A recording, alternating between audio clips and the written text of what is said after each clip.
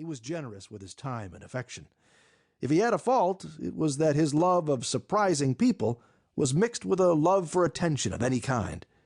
He got up every morning at 5 to sit on the end of the dock and pray for an hour before calling the camp to breakfast over the public address system, using different comic voices. In the dining hall, everyone would beg to hear the voices again. Pete loved and respected his father and assumed that he himself would eventually get on track and grow up to be just like him. Pete didn't befriend kids at camp the way his father did, not even the ones who came back summer after summer. He tended to hang back and observe during capture the flag and bucket ball and the counselor hunt.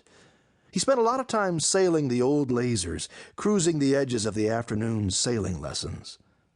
He'd show off a little now and then. "Watch salt," the instructors would shout at their students. "There's a real rolling tack." Praise shamed Pete because he knew he wasn't a great sailor, and he also figured the campers thought he was arrogant. In fact, he was shy. His father's charisma made his shyness more painful. His father took the older boys on grueling, perilous hikes and did special Bible studies with them, for which he owned large dictionaries in unfamiliar alphabets and a 6-volume concordance.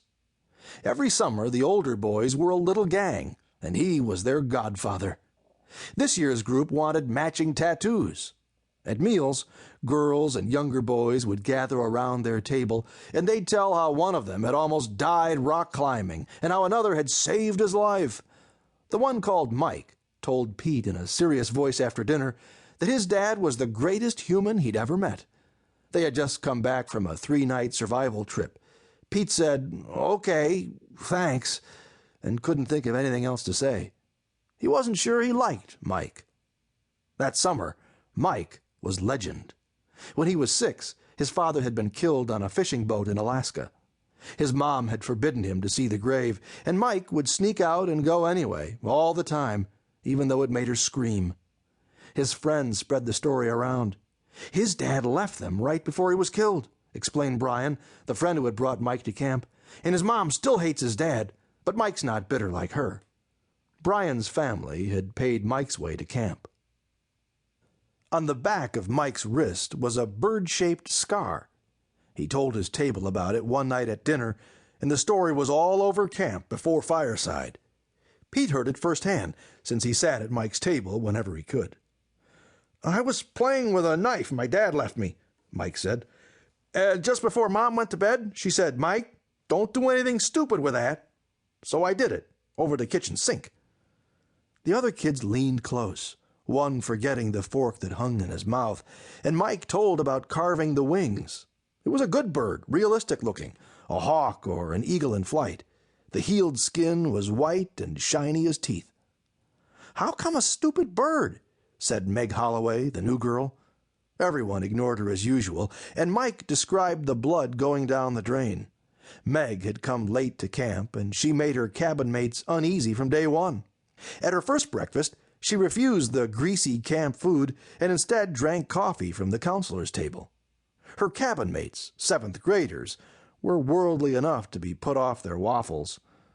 They hesitated, making chicken scratches in their syrupy plates with the tines of their forks, until their beautifully sunburned athletic counselor, Gravity, helped herself to bacon and assured them that girls had to eat too.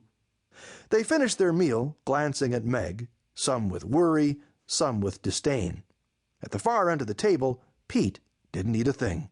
He was sure that if he had, Meg would have thought less of him. He felt solidarity with her in fasting, and he wondered whether she had noticed. Nobody but Pete seemed to like Meg, while everyone admired Mike. His father's death made him magical and tragic. Pete liked the story about the grave, though to him defying parents only for the sake of defying them seemed mean.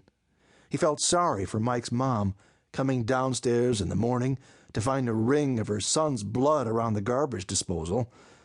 Mike was the first person Pete could ever remember disliking, and since Pete had no one to talk to, he disliked Mike in a secret and festering way.